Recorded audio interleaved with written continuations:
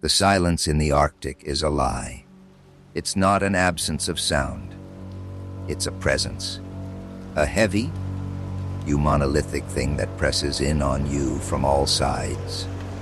Suffocating thought, amplifying the frantic, terrified drumming of your own heart until you think your ribs will crack. Outside, the wind screams. It's been screaming for 76 hours, your relentless banshee clawing at the insulated walls of North Station 7. But inside is where the real silence lies.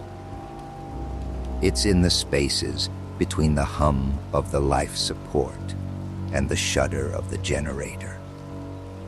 It's in the way no one speaks unless they have to. It's in the frozen, watchful gazes of the people I once called my friends, my team. My name is Dr. Aris Thorne. I am the exobiologist for this expedition. My job was to study the potential for life in extreme environments, to search for the faintest, most resilient echoes of biology in a world of ice. A week ago, I thought I had made the discovery of a lifetime. Now, I know I was just the fool who opened Pandora's box. It all started with the core sample. G7, we called it. We'd been drilling for months, pulling up cylinders of ice that were like time capsules, each layer a page from Earth's deep history. Lena, our expedition leader, and a geologist with a spirit as unyielding as the permafrost, was ecstatic. Her seismic readouts had suggested an anomaly, a pocket of something trapped nearly 2 miles down in ice that hadn't seen the sun in over 1 million years. When the drill brought G7 to the surface, we all gathered in the geolab, the air thick with anticipation and the smell of hot coffee. Even Sully, our stoic pilot who'd seen it all, had a flicker of excitement in his eyes. The core was magnificent, a perfect column of sapphire blue ice, so clear and ancient it seemed to drink the light. And there, suspended in the center like a fly in amber, was the organism. It was about the size of a human fist, a complex, radially symmetrical creature with delicate, fern-like appendages and a central body that seemed to pulse with a faint, internal bioluminescence. Even frozen solid, it was utterly alien. Nothing in the fossil record resembled it. My God, Kenji whispered. His face pressed so close to the containment unit that his breath fogged the plexiglass. As our microbiologist, this was his Super Bowl. The cellular preservation. It's perfect. It's like it was flash frozen yesterday. A toast, Lena declared, her voice booming with a joy that filled the entire station. That night, we celebrated. We broke out a bottle of 25-year-old Scotch Ben, our engineer, had been saving. We laughed and dreamed of the accolades, the papers we would write, the history we had just made. Anya, our medic, even managed to get Sully to crack a smile. We were a team, a family, forged in isolation and shared purpose. We felt invincible, standing on the precipice of a new frontier of science. Looking back, I can see the moment the thread began to unravel. It was in Kenji's lab 2 days later. Hugh had managed to shave off a microscopic sample of the organism. He'd named it the Archie-Ann and was studying it under the electron microscope. I came in to see his progress. "Aris, come look at this," he said, his voice a low hum of pure fascination. He didn't look up from the eyepiece. The cellular structure is unlike anything I've ever seen. It's not eukaryotic, not prokaryotic. It's something else. And the strangest thing, when I introduce a nutrient solution, even at near-freezing temperatures, some of the cells, they react. They seem to reach for it. He was so engrossed, so brilliantly focused, he didn't notice the small, clumsy movement when he adjusted the slide. A tiny droplet of meltwater, barely a microliter, flicked from the slide and landed on a small, pre-existing cut on his knuckle, a paper cut from the day before. He didn't even see it. He just absently wiped his hand on his lab coat and went back to work. I saw it, but I thought nothing of it. It was just water. That was the beginning of the end. The first change in Kenji was subtle. He became quiet, withdrawn. We were all used to the pressures of isolation. Cabin fever is a real and dangerous beast out here. So, Annie had just prescribed him some extra vitamin D and told him to get more sleep. But his silence was different. It wasn't the tired silence of an overworked scientist. It was the patient, watchful silence of a predator. He would sit in the mess hall, stirring his coffee for 10 minutes straight, his eyes fixed on nothing. When you spoke to him, there was a fractional delay before he responded, as if his brain was translating a foreign language. "Kenji, are you feeling all right?" Lena asked him one evening, her tone laced with a commander's concern. He looked up from his untouched plate of rehydrated stew. His eyes focused on her, and for a second, they seemed empty. Then he blinked, and Kenji was back. "Fine, Lena. Just a lot on my mind. The data from the Architon is overwhelming." He was lying. I knew it. I didn't know how I knew, but the scientist in me, the part that runs on observation and pattern recognition, was screaming that something was fundamentally wrong. The way he held his fork, the cadence of his speech, the slight, unnatural stiffness in his posture. It was a flawless imitation of Kenji, but an imitation nonetheless. Then the storm hit. A polar cyclone of unprecedented ferocity. The satellite dish, our only link to the outside world, was torn from its mooring with a sound like a giant screaming. We were alone, utterly and completely cut off. The wind howled, and the pressure in the station dropped, making our ears pop. The world shrank to the dimensions of this metal box buried in the snow. That night, Ben went to do a routine check on the generator. He was gone for over an hour. When he came back, his face was pale, his hands trembling. It was Kenji, he stammered. Leaning against the doorframe of the comms room, where Lena and I were trying to get a signal. I found him in the generator room. He had the primary fuel line disconnected. He was just standing there, holding it. Fuel was pouring all over the floor. Another minute, and the fumes would have hit the ignition source. The whole station would have gone up. We confronted Kenji.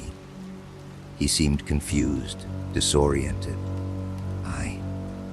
I don't remember going there, he said, his eyes wide with a convincing panic. I was in my bunk. I had a headache. I must have been sleepwalking. Anya sedated him, and confined him to the medical bay. She ran every test she could. His vitals were normal. Blood work was clean. There was nothing physically wrong with him. It's the stress, the isolation, the storm. It's getting to him, she insisted. But I knew she was wrong. While she was examining him, I saw it. For just a moment, as he lay on the cot, his eyes fluttered open. He looked directly at me, and he smiled. It was not Kenji's smile.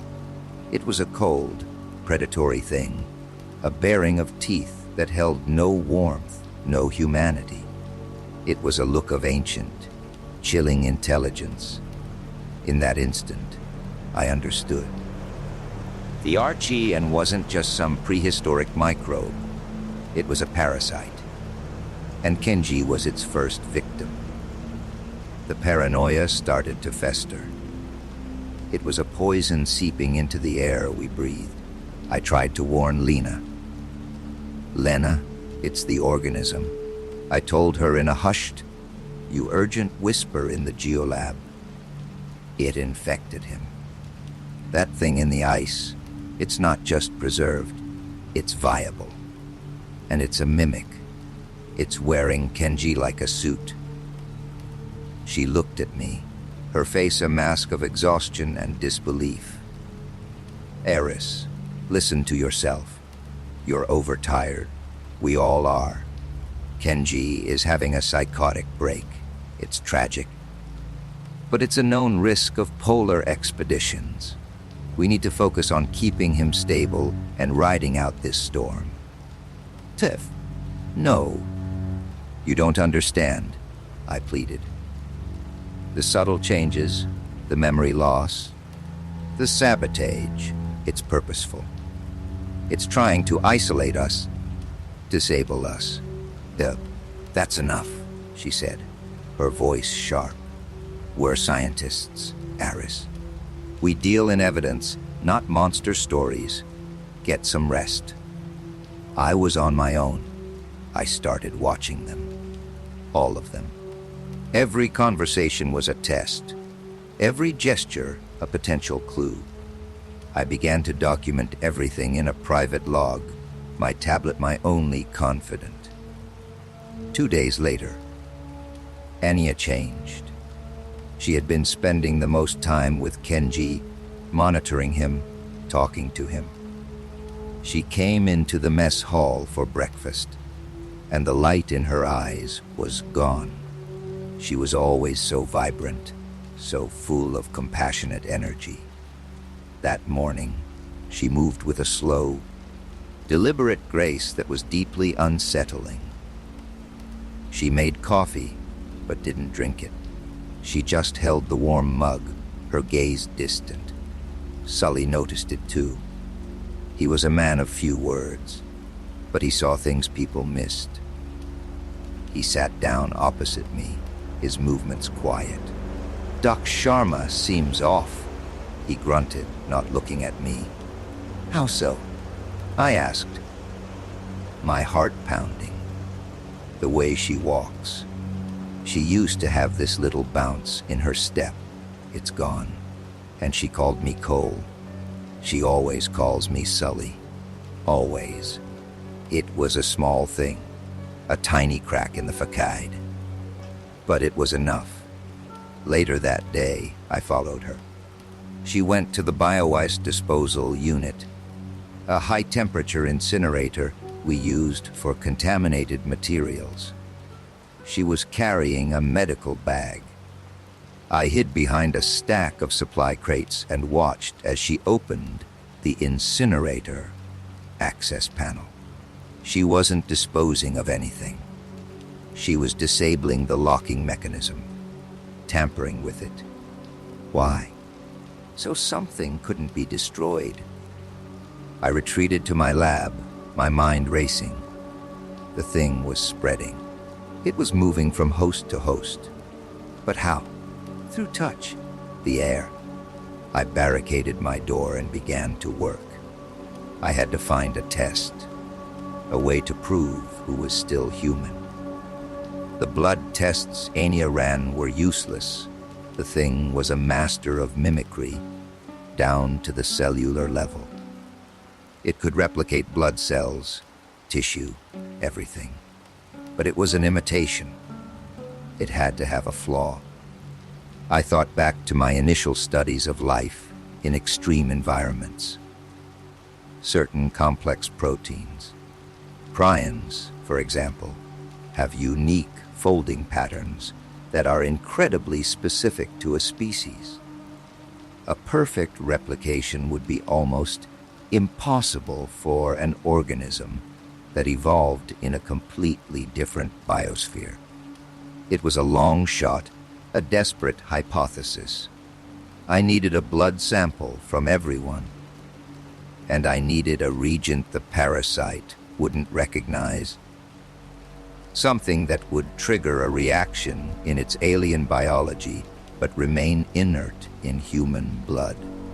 My mind latched onto a solution, a synthesized peptide sequence I'd been working on before the discovery, designed to bond with specific terrestrial extremophiles. It was useless for my original research, but against something truly alien. Maybe it would act as an irritant, an allergen. Maybe it would force the parasite cells to reveal themselves. Getting the samples was the hard part. It was a dance of deception and fear. I started with Ben, the engineer. I found him in the engine room, a space that was now his fortress. He had a wrench in his hand, and his eyes were wide and bloodshot. "Stay back, Aris," he warned, his voice shaking. I don't know what's going on, but I know it started with Kenji. And Anya, she tried to get in here last night. Said she needed to check a conduit. There are no conduits in here she needs to check. "Ben, I believe you," I said, holding my hands up. "I think I have a way to figure this out, a way to see who's still them. I need a drop of your blood. That's all." He stared at me, his knuckles white on the wrench. He was a man drowning in fear, looking for a life raft. He trusted me. He let me use a sterile lancet to prick his finger. I watched, my breath held, as I mixed his blood with the reagent on a Petri dish. Nothing. The blood remained a perfect, inert red. Relief washed over me so intensely my knees felt weak. "Ben, you're clear," I whispered. "You're still human." Tears welled in his eyes. "God, Aris, what is this thing?" "I don't know," I admitted. "But we know there are at least two of them, Kenji and Anya. We have to be careful." Next was Sully. I found him in the hangar, running diagnostics on the snowcat, as if he could just drive away from the nightmare. Sully was ex-military. He thought in terms of threats and countermeasures. He was harder to convince. A blood test. "Sounds like something out of a bad movie, Doc," he said, not looking up from the engine. "Sully, Ben is clear. We're sure of it. But Anya and Kenji are not. They're replaced." The things wearing their faces disabled the incinerator and tried to sabotage the generator. They're working together.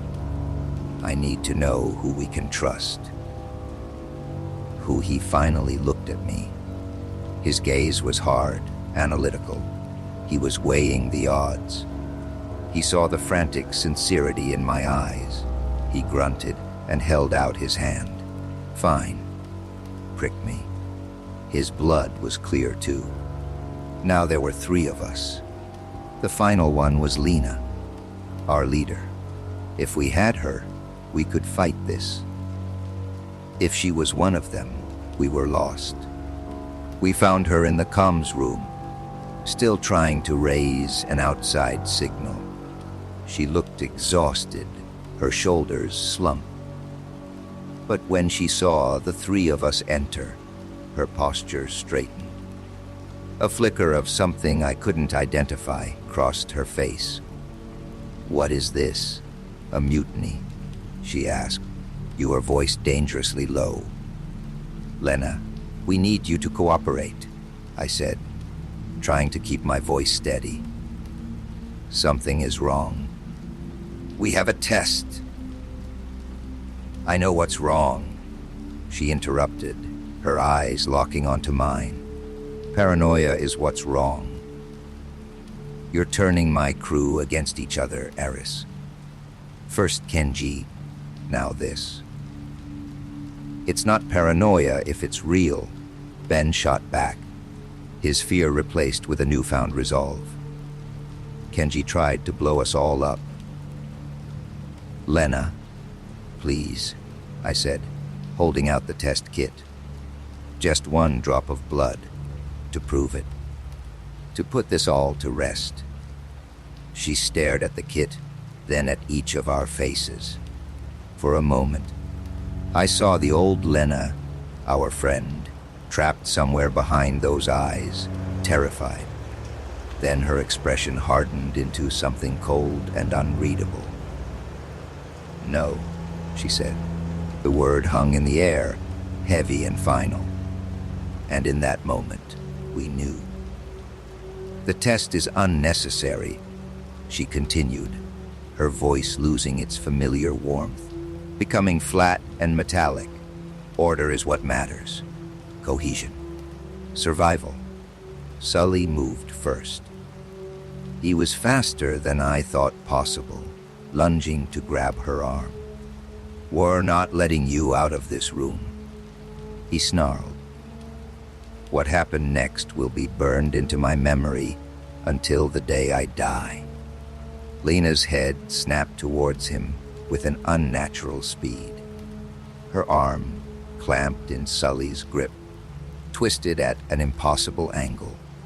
There was a wet, sickening crunch of bone, but it wasn't hers. It was Sully's wrist. He cried out in pain and stumbled back. Lena's face began to change. It was like watching a clay sculpture melt and reform under the hands of a mad god. Her jaw unhinged, stretching far beyond human limits. Her skin rippled, and from beneath it, something shifted, something vast and horrible. Tendrils of pale flesh, tipped with obsidian-sharp barbs, erupted from her back, tearing through her parka. Her body elongated, her limbs bending backwards like a spider's. The thing that was wearing Lena Petrova was shedding its disguise. Ben screamed and threw a heavy radio console at it. The creature swatted it aside with a sickening thud, one of its new appendages lashing out and catching Ben across the chest. It threw him against the wall like a rag doll. He slumped to the floor, unmoving. I was frozen, my mind unable to process the biological horror unfolding in front of me. This was it, the true form, a grotesque amalgam of stolen biomass, a chaotic, writhing mockery of life. Sully, clutching his broken wrist, drew a flare gun from his belt. It was a desperate, insane move, but it was the only weapon he had. He fired. The flare hit the creature square in its shifting torso. It let out a shriek that was not human, a sound of grating metal and tearing flesh that vibrated through the floor plates. The magnesium flare burned with an intense, blinding light, and the creature's flesh sizzled and blackened where it struck. It recoiled, its form convulsing wildly. That was our chance. I grabbed Sully's good arm. Come on. I yelled, dragging him out of the comms room. We slammed the heavy, steel door shut, just as the creature's full weight slammed against it from the other side, denting the metal. I spun the locking wheel, my hands slick with sweat. We ran. We didn't know where, just away. Away from that thing. We ended up in the hangar. The coldest part of the station, the huge doors groaning under the assault of the storm outside.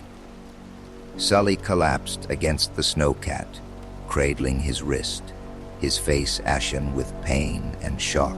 Ben was gone. Lena was gone. In the space of 30 seconds, our small band of survivors had been cut in half. What was that? Sully choked out. The arched in. I said, my voice a hollow whisper. It doesn't just imitate. It absorbs. It repurposes. We were trapped in a metal tome with two monsters. One of them, the Kenja thing, was still in the med bay. The other, the Lena thing, was a rampaging horror currently trying to tear its way out of the comms room. And then a chilling thought struck me. Anya. Where was Anya? We had to assume she was another one. That meant there were three. 3 of them, and 2 of us, and one of us was injured. The odds were not good. We need a plan, Sully said, gritting his teeth as he tried to fashion a crude splint for his wrist using a rag and a tire iron. We can't stay here. That thing will get out eventually. And the other 2, they're quiet. Too quiet. He was right.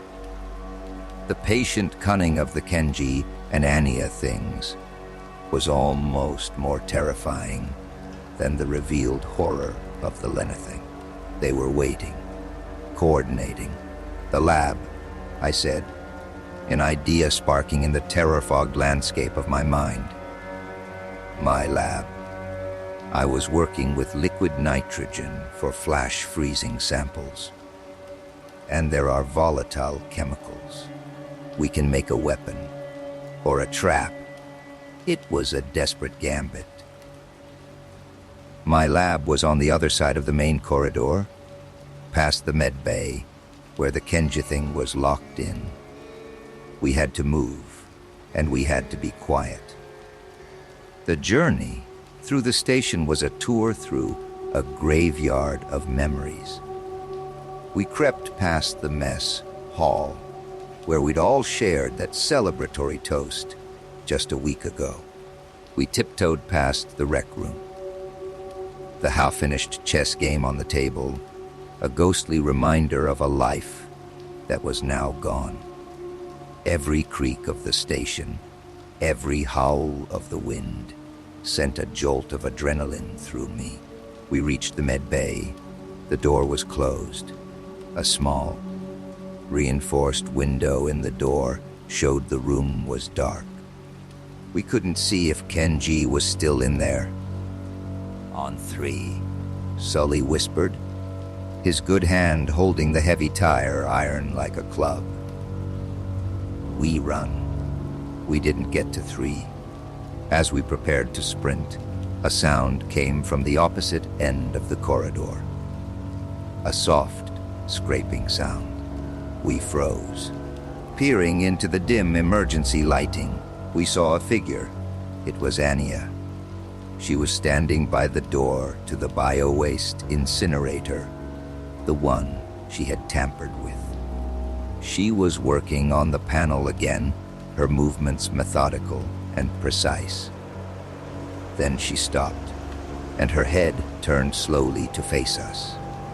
A sweet, gentle smile spread across her face. It was Anya's smile, the one she gave you before telling you everything was going to be all right. But it was a lie. Eris, Sully, are you hurt? She called out, her voice filled with a perfect imitation of concern. Let me help you. She took a step towards us. From the dark window of the medbay door behind us, a face appeared. It was Kinji. He wasn't smiling. His expression was one of cold, flat hunger. He placed a hand on the glass, his eyes locked on us. They had us in a pincer. Run, Sully yelled, shoving me forward. Go. He didn't run towards my lab. He ran towards Anya, the tire iron raised. It was a suicide mission, a soldier's last stand, buying his comrade a few precious seconds. For Ben, he screamed. I didn't look back. I couldn't. I ran, my lungs burning with frigid air, the sounds of a sickening, wet struggle echoing behind me. I heard Sully cry out, a sharp, choked sound, and then a terrible silence, broken only by the ongoing shriek of the wind and the distant, rhythmic pounding of the lenithing against the comms room door. I slammed the door to my lab shut, my body trembling uncontrollably. I leaned against it, sobbing, gasping for air. I was alone. Sully was gone. Ben was gone. Everyone was gone. I am the last one left. The thought didn't bring despair.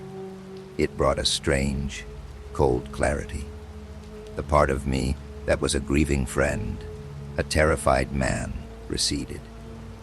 The scientist, the survivor, took over. They had made a mistake. They had funneled me into my own domain, my lab, my armory. The pounding from the comms room had stopped. That was bad. It meant the lenithing had either given up or found another way out. The quiet from the corridor was worse. It meant the other two had finished with Sully and were now planning their next move. They knew where I was.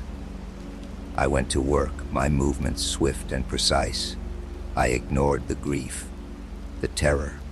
I focused on the task. I grabbed the largest dewar of liquid nitrogen. It was heavy, but manageable. I took several canisters of acetone and hydrogen peroxide. Simple chemicals, but when mixed correctly and given a catalyst, they become a high explosive. A very unstable high explosive. My plan was simple and likely fatal. The station's power core is a small, experimental thorium reactor. Ben had explained it to me once. It had a failsafe. If the primary coolant system fails and the core temperature exceeds a critical point, control rods automatically drop and shut it down.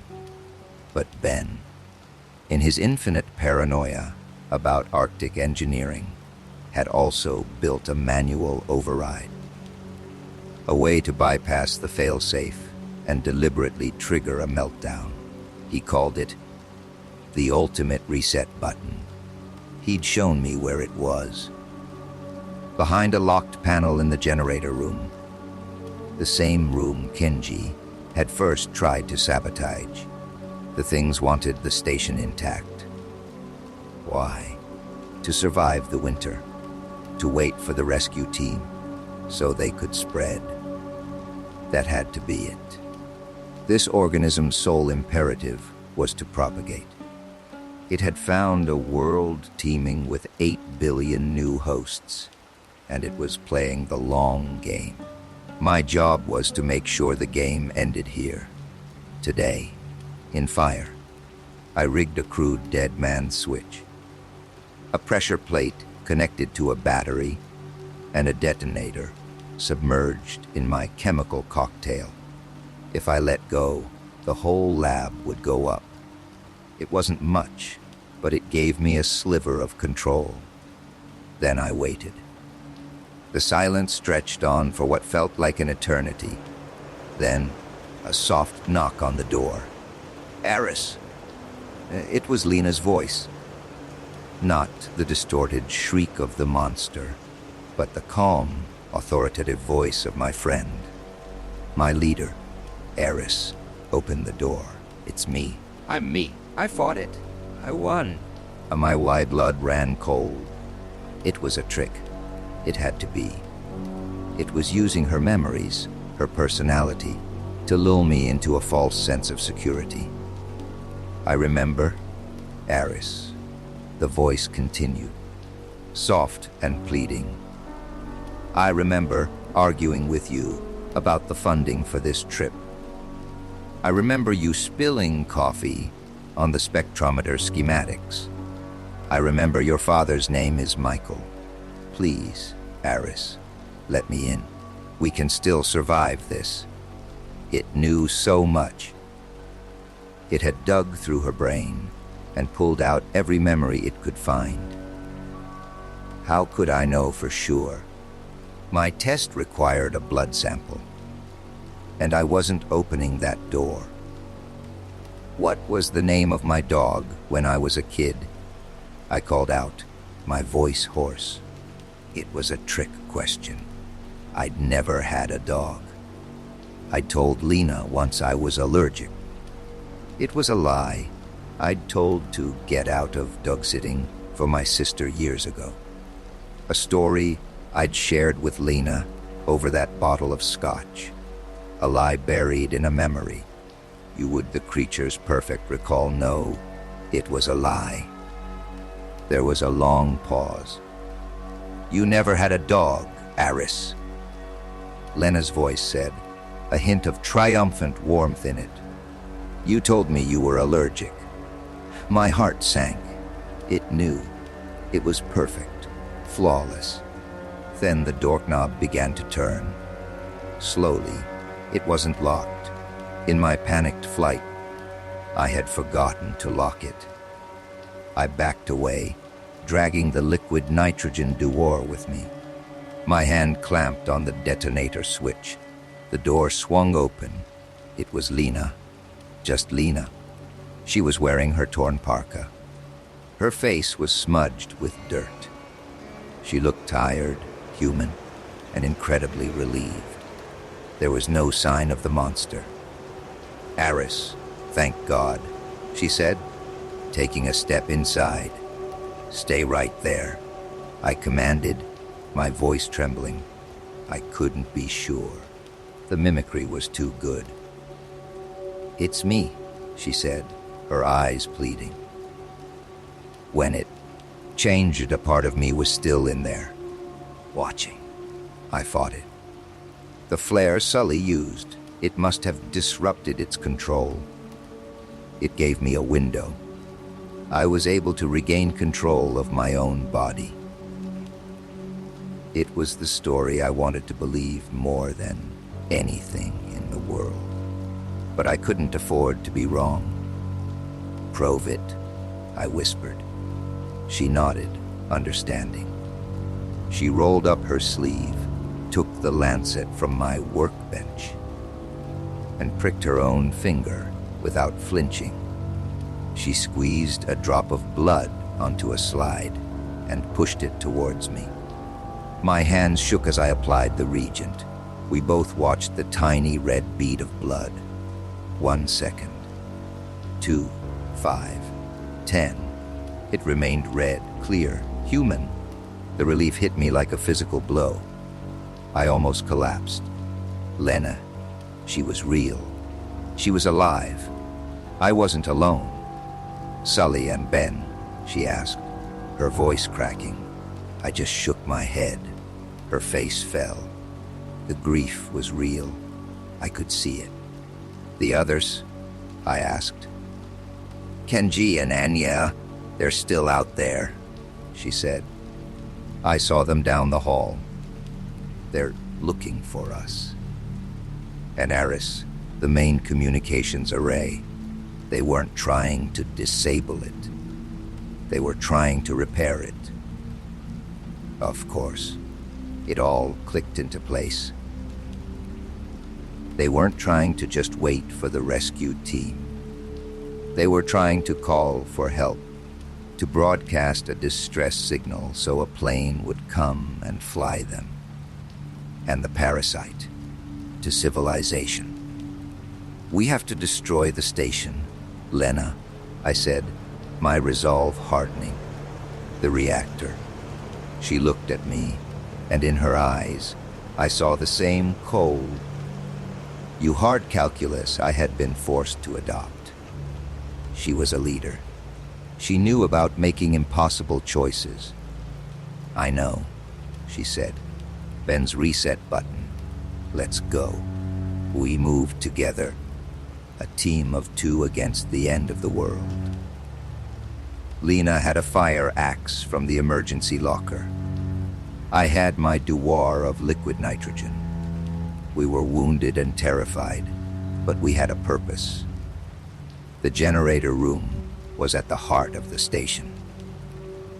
To get there, we had to cross the central hub, an open area connecting the labs, mess hall, and living quarters. It was the most dangerous part of the journey. We found Anya first. She was in the kitchen, calmly making a sandwich. The domesticity of it was grotesque. She looked up as we entered, a placid smile on her face. "There you are. I was worried," she said, her voice a soothing balm. Lena didn't hesitate. She charged, screaming a raw, guttural cry of grief and rage. The Enya thing's face contorted in surprise, and it was too slow. Lena's axe swung in a brutal arc, and the thing that looked like our friend crumpled. But it didn't bleed. Instead, the wound split open, and a mass of white. Mycelium-like tendrils wreathed out, trying to knit the flesh back together. "The nitrogen!" Lena screamed. I heaved the devoir and poured the cryogenic liquid onto the writhing mass. There was a loud hissing sound, like water on a hot skillet, and the tendrils froze solid instantly, becoming brittle and crystalline. Lena swung the axe again, and the frozen form shattered like glass. One down. We heard a screech from the far side of the hub. It was Kinji. He was coming for us. He was faster than a man should be, scuttling on all fours, his limbs bending at odd angles. "The generator room?" Lena yelled, pushing me towards the door. "I'll hold him off! I'm not leaving you!" "That's an order, Doctor," she roared, her voice ringing with the absolute authority we had all come to respect. She turned to face the oncoming horror, her stance wide, the axe held ready. I ran. I reached the generator room and threw the heavy door shut, my heart breaking as I left her to fight alone. There was no time for sentiment, no time for anything but the mission. I found the override panel. It was sealed with a keypad lock. Ben's paranoia again. The code. What was the code? He'd told me once, as a joke. "In case of alien invasion or zombie apocalypse," he'd said. "It's the year we were supposed to get hoverboards. To 2015. My fingers flew over the keypad. A green light blinked. The panel opened. Inside was a single, shielded red lever. A placard above it read, "Ixtiami cor detonayen foar the lovioft." I took a deep breath. Behind me, I could hear the sounds of Lena's desperate fight. The clang of the axe, the inhuman shrieks, then a new sound. A heavy, powerful thudding against the generator room door. The Lena thing from the comms room must have gotten out. It must have come for me. Or worse, it had come to help the Kenji thing. Lena was fighting two of them. I grabbed the lever. My hand was slick with sweat. This was it. The end of North Station 7. The end of our research, our discovery. The end of me. A small price to pay to keep this plague from ever reaching the shores of home. I pulled the lever. A deep, resonant hum filled the station, a sound that vibrated up from the floor into my bones. A klaxon began to blare, its synthetic wail a death shroud for the station. Ready alar. Por antigai codifaleri, eva veniveldawai. A grim joke. There was nowhere to evacuate to. The pounding on the door stopped. The sounds of the fight outside went silent. I waited, my body tensed. A countdown appeared on a nearby monitor, 120 seconds. Then, a voice came from the door's intercom. It was Lena. Aris, I'm here. It's done. They're gone. Open the door. We have to get out of here before this whole place blows. My hand froze. My blood turned to ice. It couldn't be. She couldn't have won. Not against two of them. Lena, I whispered. Yes, it's me! Hurry! The core is going critical. Her voice was frantic, desperate, convincing. I walked to the door, peering through the small, wire-reinforced window. It was her. She was battered, bruised, but she was standing. She was alone. The test, Lena, I said, my voice dead. My region. It's flawed, isn't it? The realization hit me with the force of a physical blow. The test was based on a reaction. But what if the organism was intelligent enough to learn, to adapt? It had assimilated Kenji, a brilliant microbiologist. It had assimilated Anya, a doctor. And it had assimilated Lena, our leader. It had access to their knowledge. It could have analyzed my regent from Anya's blood sample after she was infected. It could have synthesized a counteragent. It could have learned to fool the test. The smile on Lena's face, on the other side of the glass, vanished. It was replaced by the same cold, predatory intelligence I had seen in Kenji's eyes in the med bay. The flawless imitation finally cracked. "You are clever, Aris," it said. Its voice a perfect blend of Lena's and something else, something ancient and vast. Smarter than the others. That is why we saved you for last. We need your knowledge to pilot the transport when the rescue party comes. It's over, I said, looking at the countdown. 45 seconds. You lose. Do we? The Lena thing asked. It stepped back from the door. Behind it, the other creatures emerged from the shadows. The broken, shattered form of Anya, knitting itself back together with a horrifying speed. The scuttling, spider-like form of Kenji, and the original, the one from the comms room, a hulking, indescribable mass of tendrils and stolen flesh that still bore the faint, mocking outline of Lena's face in its center. They hadn't been fighting Lena. They had been waiting for her to lure me out. The blood test had been the final, brilliant trap, and I had almost fallen for it. The station shuddered violently. Lights flickered and died. The countdown hit 20 seconds. This world will be ours. Aris Thorn, The creature wearing Lena's face said, its voice calm, even as the klaxon screamed. We have waited for 1,000,000 years. We can wait a little longer. We will freeze ourselves in the wreckage. Someone will eventually come, and we will begin again. 10 seconds. I backed away from the door into the heart of the generator room. The hum of the dying reactor was deafening. 9, 8, 7.